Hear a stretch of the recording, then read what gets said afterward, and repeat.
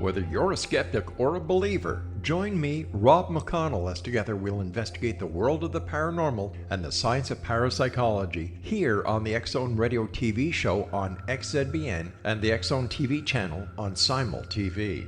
Since 1990, the X-Zone Radio TV show has been the place where people dare to believe and dare to be heard. Together, we'll investigate UFOs, aliens, ghosts, Bigfoot, psychic phenomenon, lake monsters, conspiracy theories, government cover-ups, the truth embargo, alien abductions, ESP, haunted locations from around the world, and so much more. With over 28 years of broadcasting and more than 4,500 individual guests, the X-Zone is truly a place where fact is fiction and fiction is reality, as evidenced by the credibility, integrity, and professionalism of the guests that we bring to our international audience. If you have seen a UFO, had a close encounter, seen a ghost, Bigfoot, lake monster, or a story that you would like to share or have investigated, contact me, Rob McConnell, by sending me your email to xzone@xzoneradiotv.com, or you can call toll-free 1-800-610-7035, extension 143, and on Skype, X-Zone Radio TV. For more information on the X-Zone Radio TV show with yours truly, Rob McConnell, visit www.xzoneradiotv.com or www.xzonetvchannel.com or simultv.com and xzbn.net. Until next we meet here in the X-Zone from our broadcast center and studios in Hamilton, Ontario, Canada, always remember, X-Zone Nation, keep your eyes to the sky and your heart in the light.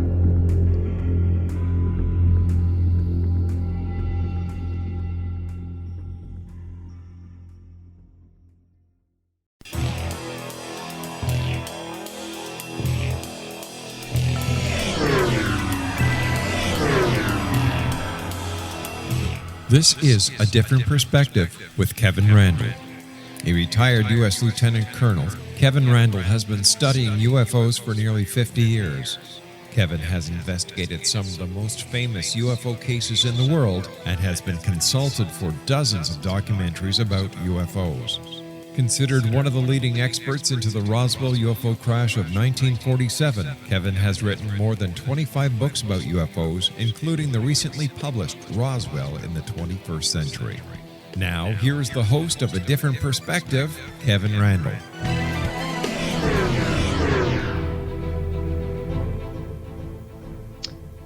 And welcome to A Different Perspective. Last week, I kind of joked about doing breaking news, which is hard to do when you record the program for broadcast later. But I think we've got a situation here where we can kind of do that because some of the information that's been breaking in the last few days, I think, is relevant to what we're going to talk about.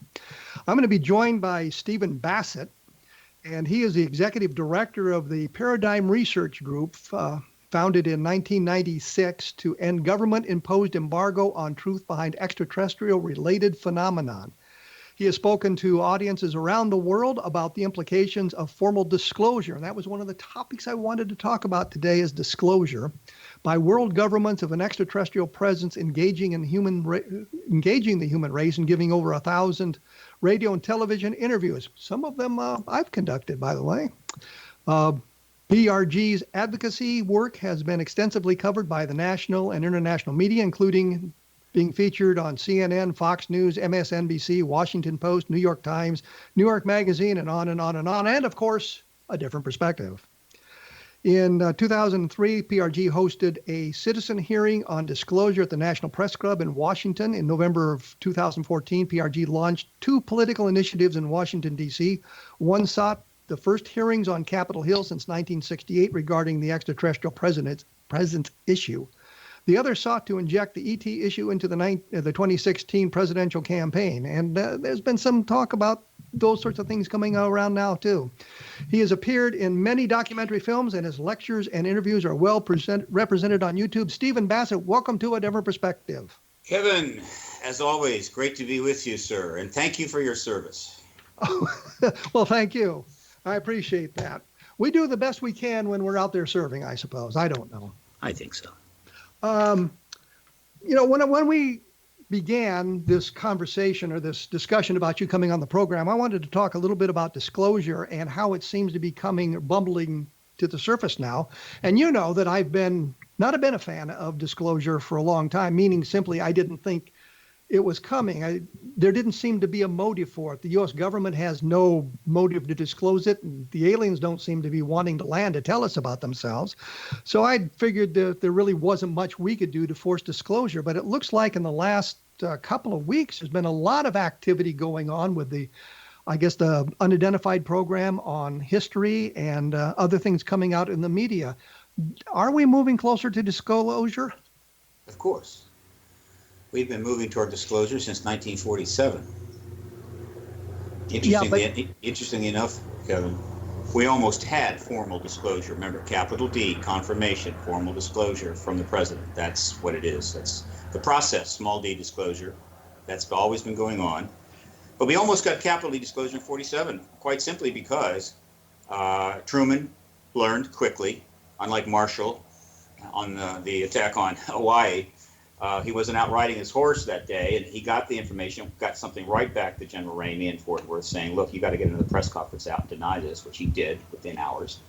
And once that press conference was out, all the media that were heading toward Roswell, and they were heading on horseback, on bicycle, boats, planes, trains, helicopters, said, okay, it's not a saucer, and turned around and went home. If they had not been able to get their act together quickly enough, those reporters would have arrived in Roswell and started interviewing everybody in sight. And I assure you that would have been the ball game. So we almost had it. And we would have forced Truman to out and announce, yes, we have a saucer. It turns out there's extraterrestrials in them. Hooray, hurrah. But it didn't happen. Well, the other thing they did was they moved all the players out of Roswell. The people that Mac Brazel, for example, he was back home in Corona. Nobody's going to find the ranch without good directions. Marcel is in Fort Worth with Ramey, and so But true, they try to move some people around, but not that many. And there was so many people that knew something was going on, and the reporters would have been asking questions all over the place, fresh at a time when there was no formal truth embargo. When people were thinking, wow, something, the government says we have a saucer, my God, we have a saucer. It would have been over, and they just barely made it.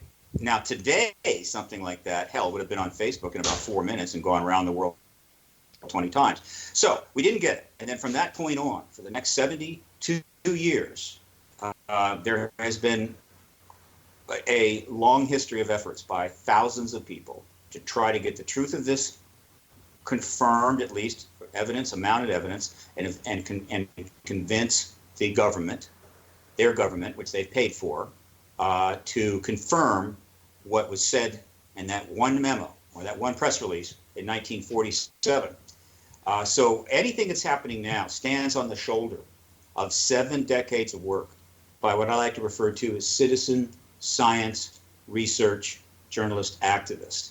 People who are into this issue, they're researching it, they're getting witnesses together, they're writing journalistic pieces, but all on the fringe, not in the mainstream. They're working out of their own pocket. They have no money, they have no resources, and they're up against the most powerful and most wealthy nation in the world. That's the shoulders that the current developments stand on. But it's okay, because as long as we get to the finish line and end this embargo once and for all, everybody wins. But what I was looking at is it seemed that the government is becoming a little bit looser with the information, with the release of the Nimitz tape. Sure. And some high-ranking members of the government coming out and sort of supporting the idea that the flying saucers are extraterrestrial. Absolutely. And there's a reason for that.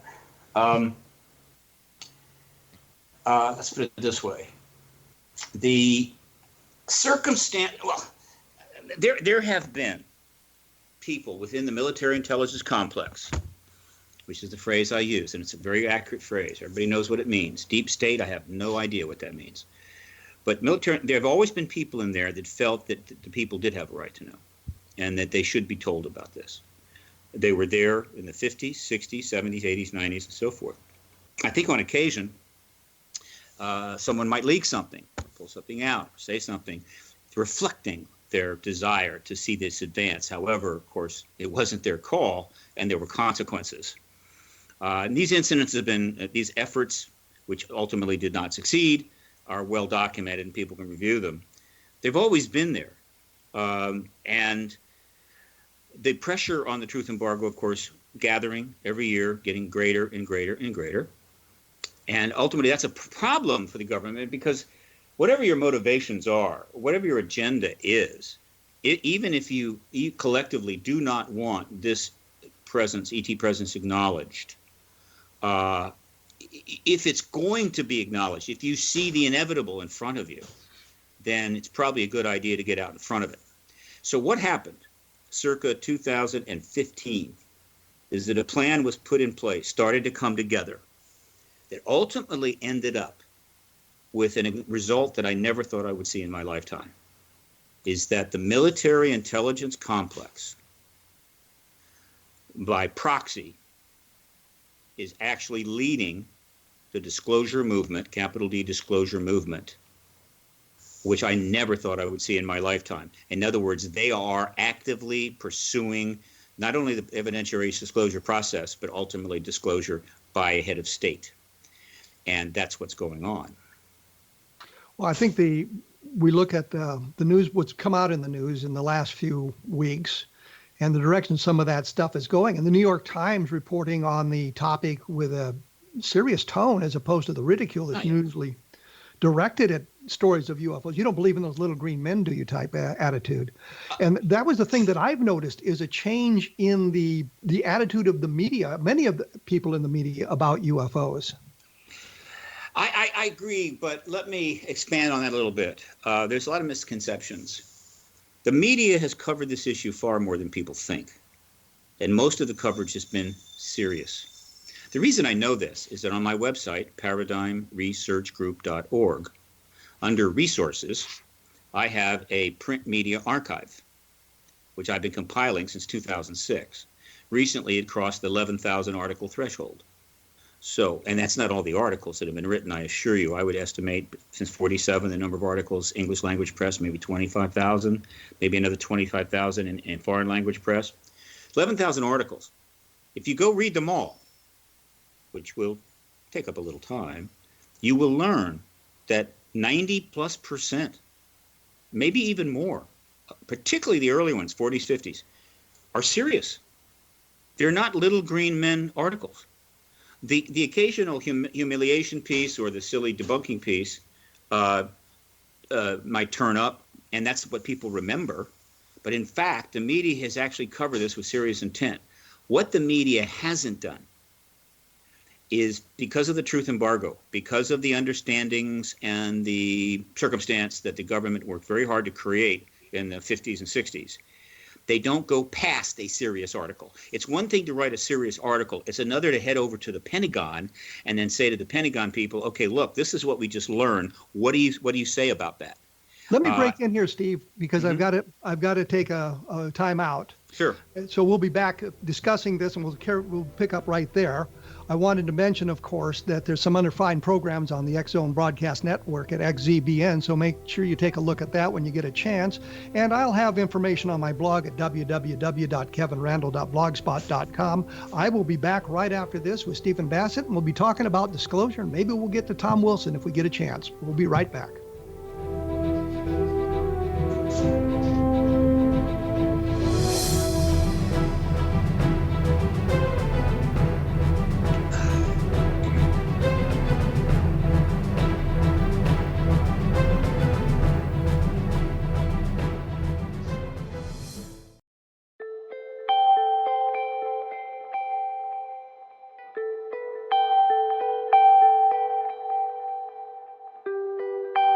It's hard to listen to the news without realizing we're living in volatile, unprecedented times. Yet never has there been such an opportunity to transform the human condition.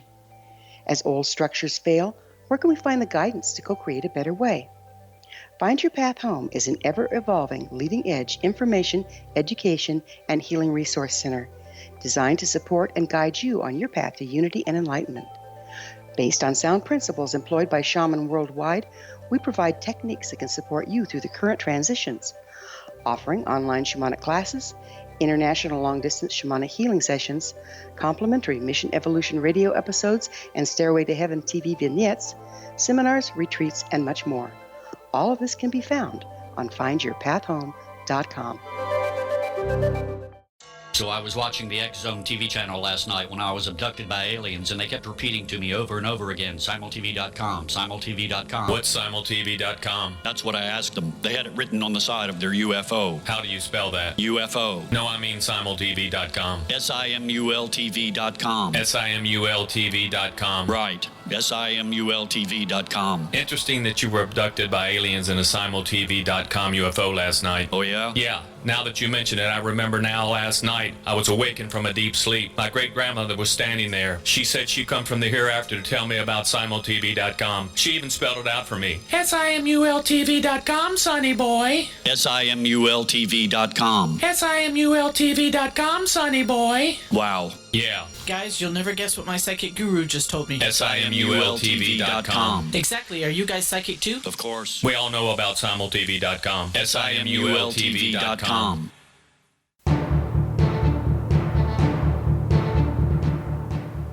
I am here with Stephen Bassett, he of the Disclosure Project, and his website is www.paradigmresearchgroup.org. And he just mentioned that with a lot of good information on it. We were talking about, I guess, the ridicule in the press, and I was going to disagree with one of the things you said. When I say the media sort of brings down the ridicule curtain on UFOs, I'm thinking more of the national media, because you get a lot of interesting stories from the local media that does have a serious twist to it. But I also think of things like the Robertson panel, which was designed specifically to debunk UFOs and ridicule the whole idea. And the idea that, I guess, sort of an invisible college that Hynek talked about of scientists who want to talk about UFOs getting shouted down by their colleagues who thinks there's nothing to it. So there is those sorts of problems that you deal with. Of course. But these elements are there, Kevin. Yeah. And it's true that as you move up the ladder toward the highest end media, the tendency for somewhat of a ridicule or funny article goes up. And yet, if you read all 11,000 of the articles I have linked on my site, you will find that there are plenty of articles, even at the highest end, that took the issue seriously. What has happened in the last 2 years is the media has been taken to another level. And it's not surprising, because what happened on October the 11th, 2017, is that a proxy program was announced and launched called the To the Stars Academy of Arts and Sciences. This is a program, or a concept that was put together by people inside the military intelligence complex or connected to it during 2015, 2016. And it was hinted at. The first time we even knew anything about it, I believe anything about it, was when Todd DeLong gave an interview to George Knapp, March 27th, 2016, and said something's coming, it's going to be big, I'm talking to people inside, yada, yada, yada. But he's a rock musician, right? And a lot of people said, I don't think so. Well, he said he was going to publish a book related to this project, which happened within 30 days, and that got my attention. And then, but we did not hear anything significant about it until the WikiLeaks emails were dropped just before the election of 2016 rather. And we learned that Tom DeLonge had been approaching and dealing with the Clinton political team, particularly John Podesta, not the Republican side, just the Democratic side. And then we learned, there is something going on here. But still, it was not launched until 11 months later. And so let me break in, because I have a question here, because you mentioned Podesta and the Clinton team. Right. And not talking to, obviously, the Trump team. Was that the assumption that Clinton was going to win and Trump had no hope of winning? And so they were dealing with the people they thought were going to be in the power in the White House? And had they known how the election was going to go, or it had been projected as being somewhat closer, would they have dealt with the Republicans as well? The answer to the last one is no. The answer to the first one is yeah. That's exactly what was going on. And I believe I may have played a role in that. Now, I have not been corrected by anyone within the Two Stars Academy team, though they've never contacted me at all, ever, and I don't expect them to for some time to come. However, I was intimately involved, very much involved and on top of that entire election, going all the way back to 2014. And my plan, even before but we launched the citizen hearing in April of 2013, was to create that mock hearing and then send a complete record of the United States Congress at some point to get their attention, and then go back to Washington and try to develop a storyline in the election, which is going to last for damn near 2 years, which brought out the fact that there was a significant connection between the entire political team, the Clinton political team, and the extraterrestrial issue, which has been known for a long time, and efforts to get that connection out there have failed because, well, it just, the news, that the journalists didn't see the value of going there. But now she's the leading candidate for president in a long election about to run. And so this is a different thing. And so I succeeded. I had a public relations person who knew a lot of contacts in Washington. I hit the media hard. And before you know it, the story started appearing in December of 2014 and continued for the next nearly 2 solid years in the New York Times, in the Washington Post, in the Times of London, in every major paper, over 400 articles connecting Clinton to the extraterrestrial issue, discussing the Rockefeller initiative, discussing Podesta's previous comments, and she's the leading candidate to be president. Now, that's a big story. And my hope was that it would just explode, as stories often do. And the result, the thing would come out, she would have to go deep into it. Barack Obama would probably ended up being the disclosure president. That was the plan.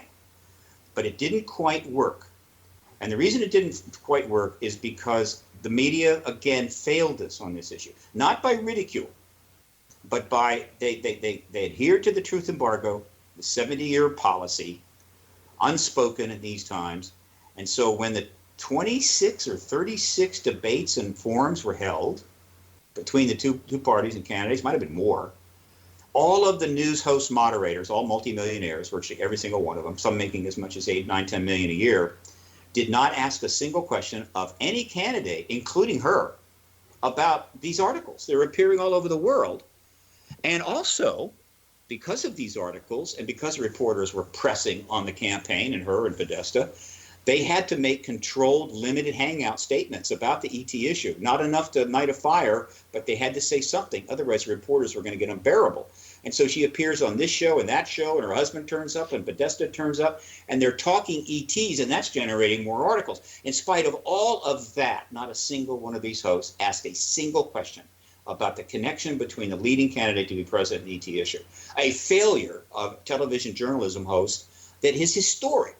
And they will be excoriated for this, but whatever. So they got through the debates, no questions, and they figured they were home free. They shut up and headed on to the White House because the plan, and I'm more than happy to have Hillary Clinton write an article completely rebutting the statement.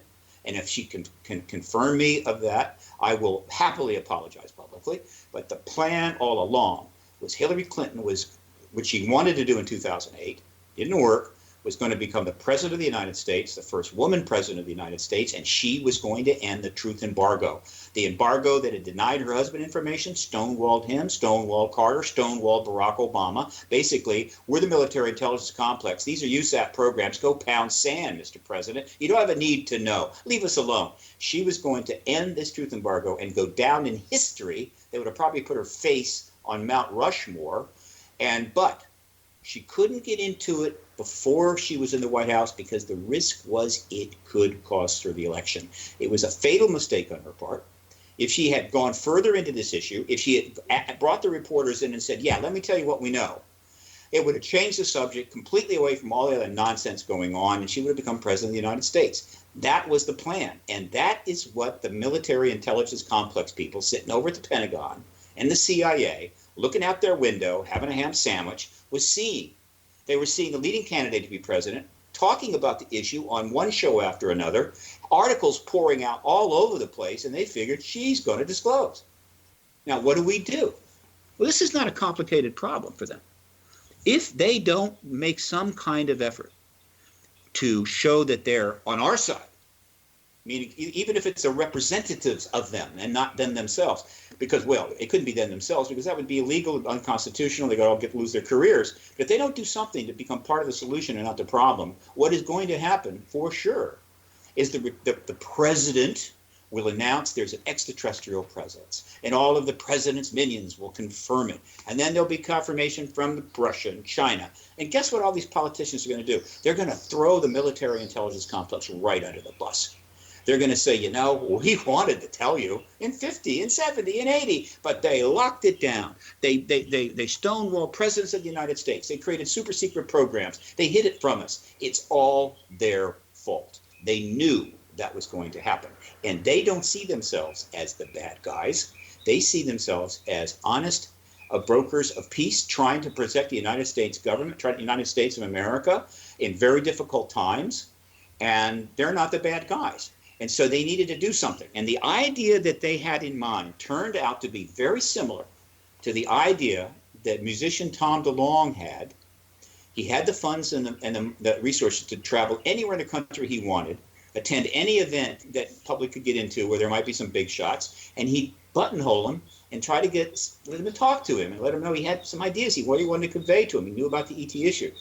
And he was rebuffed for a while, but eventually they said, let's talk, Tom. And I think when they finally talked, they realized that Tom and them were on the same page and that he could be part of this. Why? Because this program, To the Stars Academy, right? By the way, that's a very soft name, To the Stars Academy of Arts and Sciences. Kind of reminds you of the Television Academy of Arts and Sciences. Very soft, very nice. They weren't going to call it the Starship Trooper Program for War in Heaven, right? And so they got a soft name, but they needed somebody who was the public. They couldn't launch that program and have some 30-year CIA operative being the CEO, because that was going to take huge amount of grief from the very paranoid and distrustful public. They needed a citizen who had never worked for the military intelligence complex, who could reach the millennials, who was a nice guy, very popular, and had money, because this stuff's going to cost money. And so, boom, that's how it came together. And they intended to launch it, in my view, shortly after Clinton was elected, in that interim period before the inauguration, so that they were out in front. However quickly she acted, they were already out in front of the issue. It is fundamentally a PR maneuver on the military intelligence complex, and one that, of course, we welcome and will benefit us all. Well, we're going to have to take another break here. Sorry, because you were on a roll there, and I was enjoying it myself. I hope so. As I say, take a look at www.kevinrandle.blogspot.com, and I'm going to remind you all that I'm going to be in Roswell here in a couple of weeks, and if you have questions for some of the people down there that you'd like me to interview and try to get some answers for you, send it on at the end of the comment section of the emails or the blog. I'll be back right after this with Stephen Bassett, so stick around.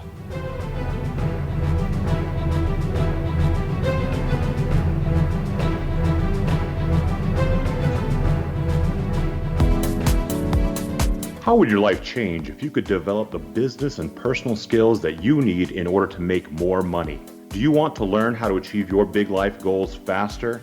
Then go to findhiddenmoney.com and get the Goal for It online course. The course teaches you how you can set and achieve your biggest goals while completely overcoming the roadblocks to your goals so that you can realize your dreams and imagine more success. Go to findhiddenmoney.com.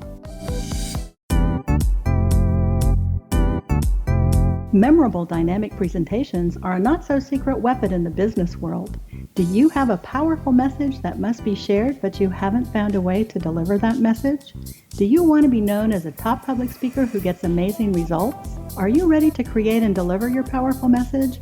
Thomas Hides can help you create and deliver your speech to get the results you desire. Visit iconquality.com.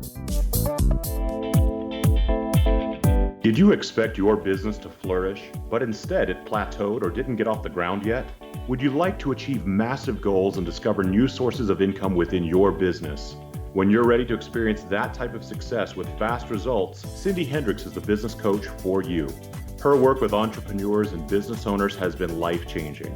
To get you and your business where you want to be, go to imaginemoresuccess.com. Has the fear of public speaking stalled your business or personal life?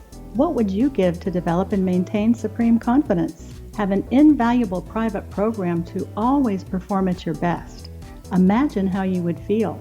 You can have all that and so much more today with Thomas Hyde's life-changing course called Number One Fear Unleashed. Visit numberonefear.com and be liberated from your fear of public speaking.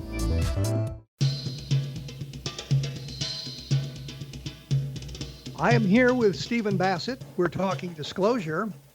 And for those of you who didn't figure out what I was trying to say before the break, if you have questions for some of the people who will be showing up in Roswell, and I want to do some broadcasts down there, pick up some interviews down there. If you have some questions for them, append them in the comment section of the blog, and I'll pick it up from there. I don't know why I was unable to get that out, but now I've gotten it out. Stephen, when we went away, we were on the verge of getting all of the information about disclosure, and you had some additional thoughts you wanted to make? Yeah, following this timeline, which is important because this is a very defined and important timeline. So the Truth and Stars Academy launches on October 11th, 2017. Now the question is, what are they going to do next? What's their first move? Would it be trivial? Would it be significant? Well, it was significant. What they did is they approached, one way or another, the New York Times and provided them information about a number of stories or some news that they were aware of. The New York Times wasn't. And as a result, about a month after they launched, on December the 16th, two news stories broke in the New York Times on the same day, front page, below the fold. Both were written by the same people. Helene Cooper, staff writer, Leslie Kean, independent journalist who's written on this subject for years, and two-time Pulitzer Prize winner, Ralph Blumenthal, just to make sure people realize these are serious articles. And as many of your listeners know, these articles announced that there had been a program called the Advanced Aerospace Threat Identification Program that had been run most of the time by a gentleman by the name of Luis Elizondo, and it ended in 2012, that it was urged on the Department of Defense by a Senate Majority Leader, Harry Reid, that he was urged to do it by billionaire aerospace contractor Bob Bigelow, and that they had researched a number of things, including events and sightings, and had established a research facility at Bigelow Aerospace to look into, quote, metamaterials or unusual materials that might have come from crashed objects.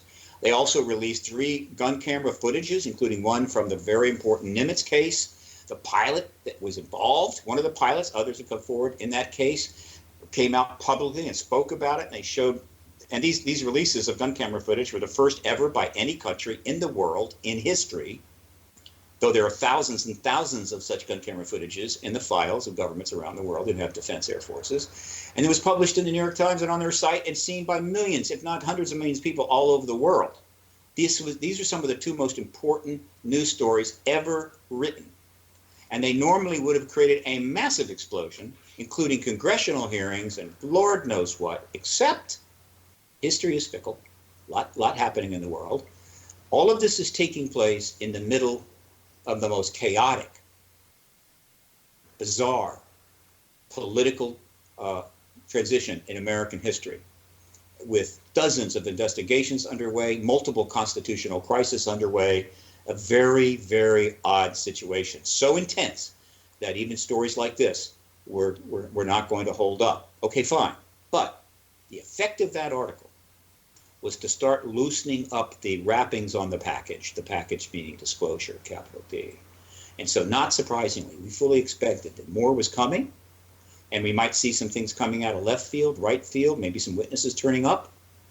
And then the next thing they did after that was the History Channel had been covering them and videotaping them for months rather, and they launched a 6-hour series called Unidentified, which was to sort of bring what this whole idea to the larger public in a big way and put it permanently on the record. But at the same time, they launched Project Blue Book, which is a theatricized version of Hynek's work, which is, I think, pretty cool. They also and they highlighted the real programs. There's at least 3 or 4 other programs related to the ET issue in the modern sense, with disclosure implications in the works. This is the unraveling of the package. Well, let me break in and ask a question here, because there's controversy about Luis Elizondo, and I'm sure you're aware of it. I'm fully aware of it. Who's responsible for generating that? If this is a plan by the government to move us toward disclosure, who's the opposition that is trying to, I guess, discredit part of the research by suggesting Alessandro wasn't who he says he was? First of all, I've reviewed all of the quote attacks, which were expected. This truth embargo is 70 years old. People are frustrated, angry. They don't trust the government. What's the trust level of the Congress now? 2%, 5%. They're paranoid, and so suddenly a program emerges out of the military intelligence complex itself, and so naturally they're going to go after it. They're going to attack it. I get that. It's okay. However, all of the attacks are bogus. They're not solid. They're nonsense. There's been one or two things, one in particular. It did have the earmark of possibly being backed by those inside the military intelligence complex who oppose this project, which there are. However many there apparently is enough support to allow them to move forward. Because I assure you, if the military intelligence complex, CIA, DOD, didn't want these men and that one woman doing what they're doing, it would end. But they haven't. And that may have come from there. But mostly it's just people on the internet deciding, hey, I see something wrong. No. None of them hold up. None of them hold water. Well, the only thing that bothers me about this is the only documentation I have seen, and it links Alessandro to the ATIP program, is the letter that came from Harry Reid's office. So he's listed as one of the recipients of that letter, but I haven't seen anything that documents his leadership role in the. First of all, what you have. The people involved, the people on the inside that have made statements, Harry Reid's letter, all of this is more than enough to indicate clearly he was what he said he was. But there are those that say, oh, no, I got to have the hard documents. I want them straight out of the Pentagon vault. And I get that, but here's what they're missing. And this is the most important thing your listeners are going to hear right now, today. And that's this. You really have to know a lot about the history of this to understand how difficult is the task that these 9 men and women, actually it's 10 men and 1 woman, are trying to do. They have been allowed to go forward. However, this is the most profound issue in history. There are enormous implications in every aspect of life, and certainly political. The Department of Defense does not have the right to disclose. It works for the president. Only the president can disclose. And so they have to walk a very careful line. And so as this thing was being put together inside, there were clear rules of engagement that were set down. 1, you will not disclose anything that has not been declassified by the DOD. 2, you will not violate any aspect of your non-disclosure agreements. You will not say the word extraterrestrial. You can walk up to that line and then retreat, do it dozens of times, and you will be careful who you engage. Because if you do not stay within those lines, you will be shut down. And so they come out to try to engage this issue into a public that's now had 70 years of awareness of this, and thousands of people very knowledgeable about it. They would love to get them in a room and pick their brains, and they still have to make this go forward. It is incredibly difficult to do. And the idea that the Pentagon is going to say, oh, it's dump out documents, oh yeah, here's what happened here, here's what happened there. No, they're not going to do that. Why? Because if they did, it would undermine the prospects. We will eventually see all of these, and everybody's questions will be answered. But for now, the other thing I wanted to say is there's really 2 lines of inquiry here. One is Alessandro who he says he is. He is. Which is really irrelevant when you look at the information coming out about the Nimitz and those people. Sure. You know, if you discredit Alessandro, you have not discredited the Nimitz. And too many people are not separating those 2, I guess, roads from one another. They're thinking if you discredit him, then the whole thing collapses, and that's simply untrue. There are people trying to discredit every aspect of this. Kevin, it's the internet. It's Chinatown, Jake. Okay, there's 100 million people out there that have an almost equal platform to the New York Times in some ways. It's okay. That's why you're going to get libeled, you're going to be insulted, and all kinds of things are going to happen. It would have been absolutely unacceptable in 1940, 50, 60. But that's just the world we live in. And we're going to move forward. We can't chase down every single objection from 400 million Facebook, Twitter users who think they have an angle on this. I'm not going to do it. I'm on top of this, and I'm telling you what's going on. If people don't like it, that's okay. So we've got another avenue of inquiry going on, and this is Admiral Tom Wilson. Yes. And he's apparently involved with Eric Walker? No. This is a complicated development that comes under the heading of the wrappings on the package are getting loosened. A set of documents was recently delivered to Grant Cameron. These documents refer to events that took place in 1997 that most of the top people in this field have known about for years. Stephen Greer was the one, I think, that first brought it up, and he's brought it up many times. And not surprisingly, plenty of people said, no, I don't believe a word of it, et cetera, et cetera.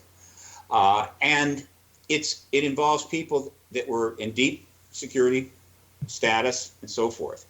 And it stems from an approach made to Admiral Thomas Wilson by Dr. Greer and Edgar Mitchell, the astronaut who had entered the subject matter at that point, to provide his stories, which confirmed, as far as he was concerned, that Roswell was a crashed ET vehicle and that their bodies were obtained. And they asked Wilson to check up on what they told him were a number of USAT programs, deep black, absolutely nobody knows about them except the people in them kind of programs. Well, I'm going to have to break here. Okay. And we'll get back to Tom Wilson and what he's told in these documents, what he revealed in these documents in just a moment. Once again, I want to mention that there's some other fine programs about the paranormal on the X-Zone Broadcast Network, so take a look at xzbn.net. And I always have additional information at www.kevinrandle.broadcast. www.kevinrandle.blogspot.com. I'll try to get things in order here before we end. We'll be back right after this with Stephen Bassett.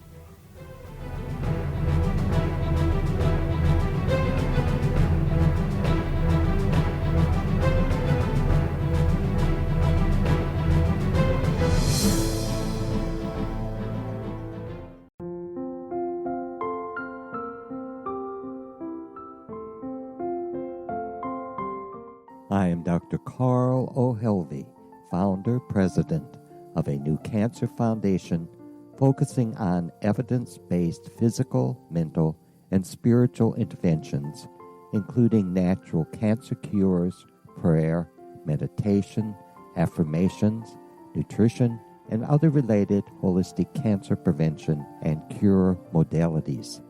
These are used in cancer education, research, and financing care.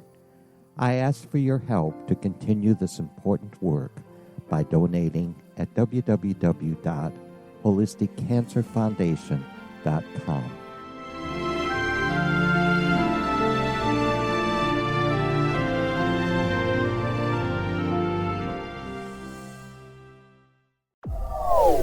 They are here, and they've been here for thousands of years, making their presence known in the shadows. They might be seen by a lonely motorist on a deserted road late at night, or by a frightened and confused husband in the bedroom he is sharing with his wife. But who are they? What do they want? Why are they here? Perhaps most concerning, has the government been aware of their presence all along? The new book by Ellie Marzulli, UFO Disclosure, the 70-year cover-up exposed, delves into the world of UFOs. Can full disclosure be soon? Order now and receive a free hour and 37-minute DVD on the UFO phenomenon. UFOs are real. Get both the book and the DVD, a $40 value, for only $19.99. To order your book and DVD today, go to lamarzulli.net. That's LAMARZULLI.net.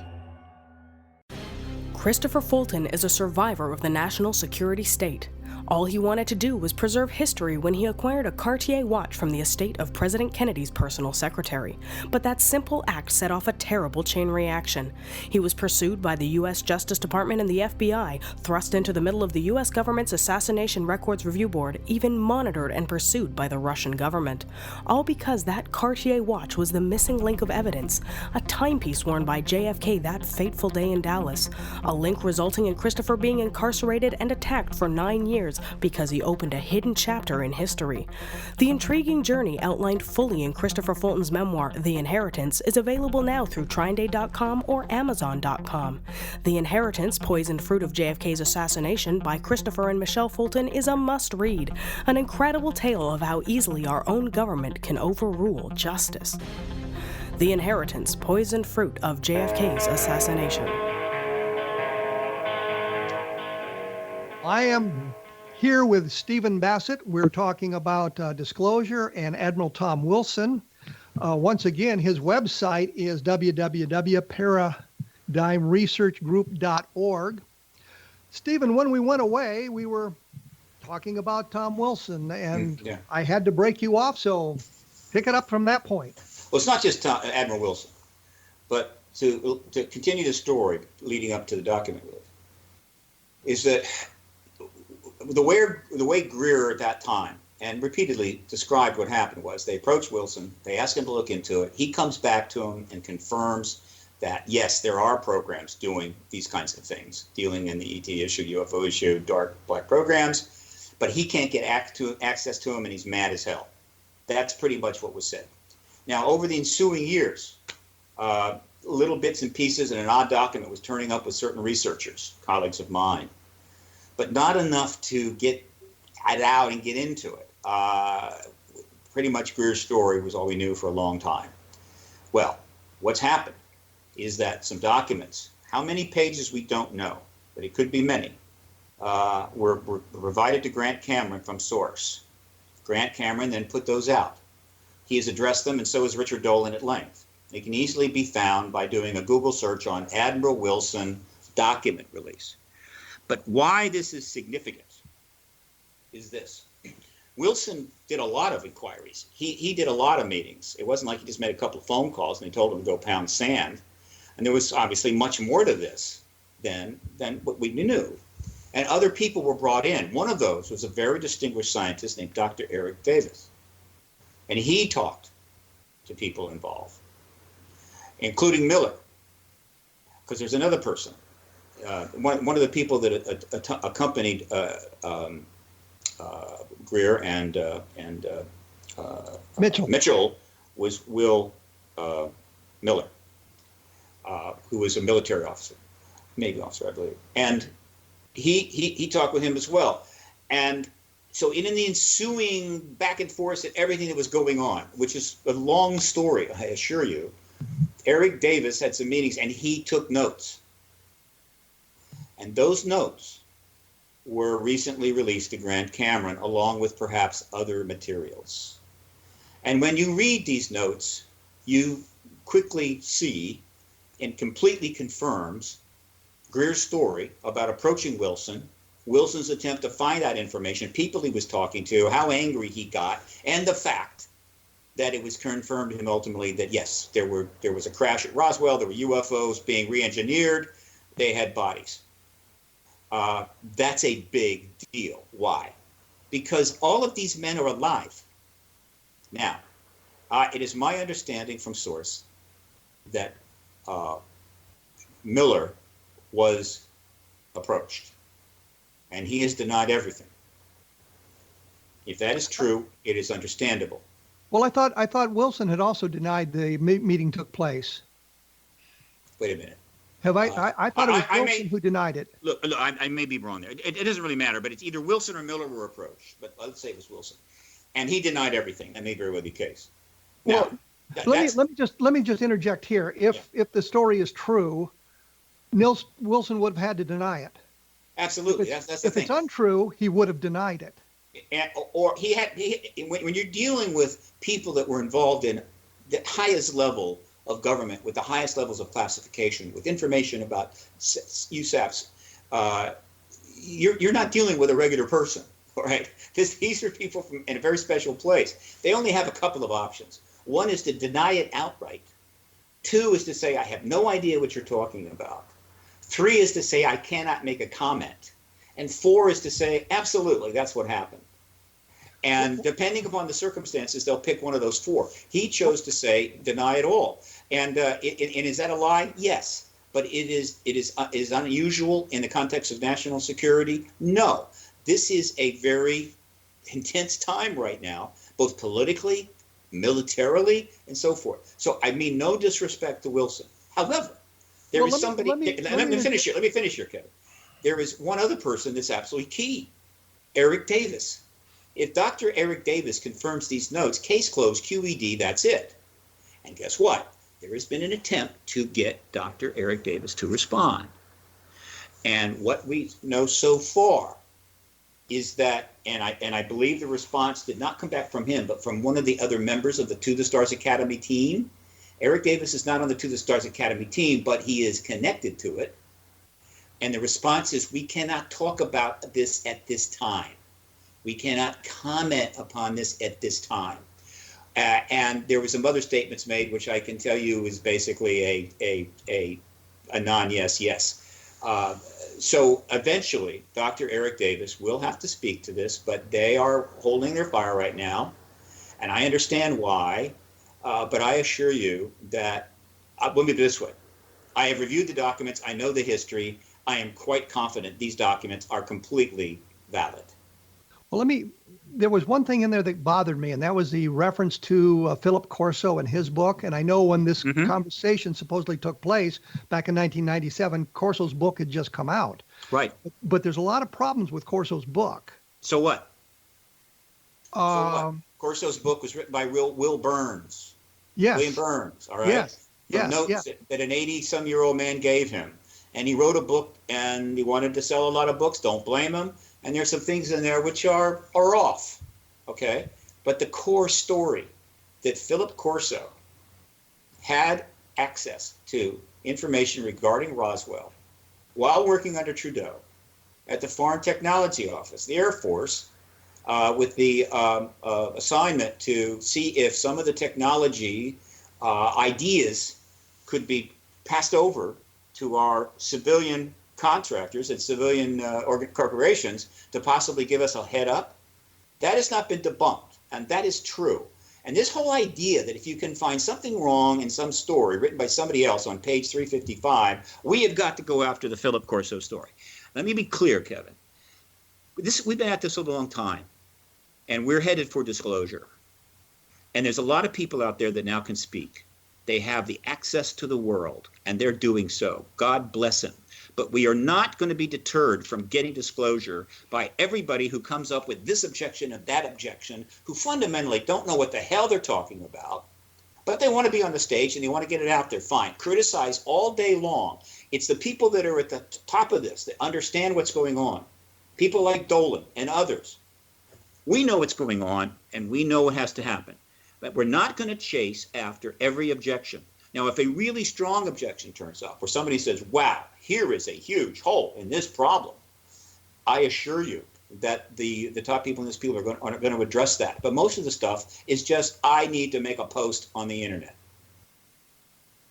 Well, my problem with Corso is his story doesn't make sense in the context of 1947 and the way because of the way the military would have moved the bodies from Roswell into right field, and his idea that they stopped at they overnighted at well, see, you can laugh at that, but there's a real problem with this because he claims that he saw the bodies at Fort Riley, Kansas, and there really is no way that could have happened. I don't know about that. I think it would take an intense investigation to know about what could or could not have happened back then. But let me point out, Kevin, that never before, likely in history, had the United States military ever had to move extraterrestrial bodies around. Doesn't matter. There are procedures for moving classified materials from one point to another, and those rules were violated. This isn't normal classified material, Kevin. It's still classified material, and you don't have to do anything extraordinary to guard it. You would have followed the normal procedures for dealing with classified materials. That is a statement that I understand you're making. You would have, they should have, and I'm saying I don't know. I have no idea what they should have or wouldn't have done. They could have departed from woulda, shoulda, coulda. This was unprecedented. This is a crash vehicle with alien bodies in it. They're dealing with it for the first time. They don't know what the hell to do. And so they're doing what they're doing. And so finding little things like that and then saying, well, this undermines Philip Corso, it just doesn't hold for me. It's not a little thing. It's not a little thing. It's a complete violation of the regulations they would have operated under at the time. That's all I'm saying. And that bothers me about the Corso story. And I'm suggesting that they violated the regulations. They've done it. They do it all the time. They violate regulations all the time if they feel it's in the service of national security. They've been doing it for 70 years. But this wouldn't have been in the we're getting off track here, but it wouldn't have been in helping national security by violating the regulations by what Corso's story was about the trip to right field. But unfortunately, I've raised this question at the very end. That means you're going to have me back. Yeah, I'm afraid that's true. I'm going to have you back, and we can discuss this at length. But the point really is, you accept the Admiral Wilson story as being true. Absolutely. And the documents from Eric. Eric Davis notes. Eric Davis. That have been revealed so far. The 15 pages. I have every belief that I'm quite convinced they're true. They're valid. Okay. Well, we're going to have to leave it there, and I'm really sorry about that because I would have loved to carry this on for another 4 or 5 hours.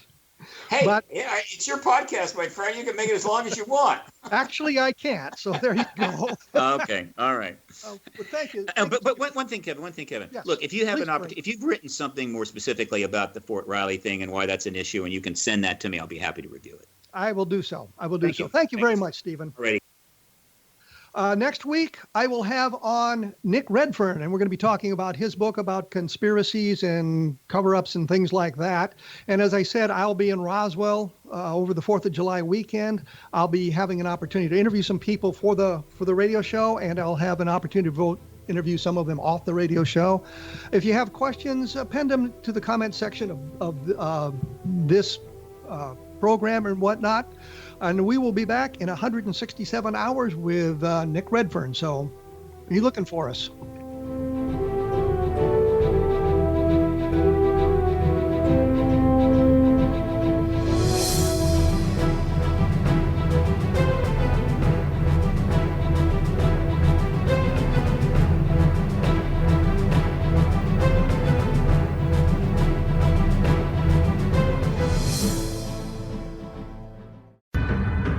If you are looking for a safe, zero-calorie, natural option to the harmful artificial sweeteners on the market today, Just Like Sugar is what you're looking for. Just Like Sugar is a wonderful natural alternative for those health-conscious people who choose a calorie-restricted diet with a great, pure, sweet flavor that tastes just like sugar. Just Like Sugar is a great natural option for people suffering from diabetes and may be useful in restricted diet programs where standard sugars are not allowed and does not cause a laxative effect of some other sweeteners. Just Like Sugar comprises a perfect blend of chicory root fiber, natural calcium, natural vitamin C, and Just Like Sugar's sweetness comes from the natural flavors from the peel of the orange. Just Like Sugar is a natural alternative to harmful artificial sweeteners and will change the way that you believe all natural sweetener products taste. Just Like Sugar is available at your local Whole Foods markets, Wild Oats markets, Henry's, Sun Harvest, and many other fine natural food stores in the U.S., Canada, and worldwide.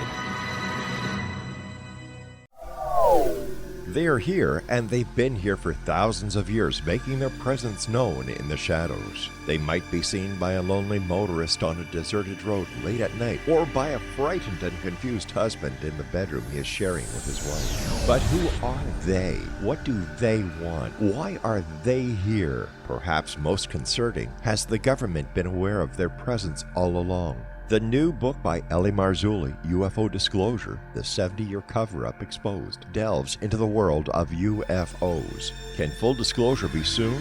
Order now and receive a free hour and 37-minute DVD on the UFO phenomenon. UFOs are real. Get both the book and the DVD, a $40 value, for only $19.99. To order your book and DVD today, go to lamarzulli.net. That's LAMARZULLI.net.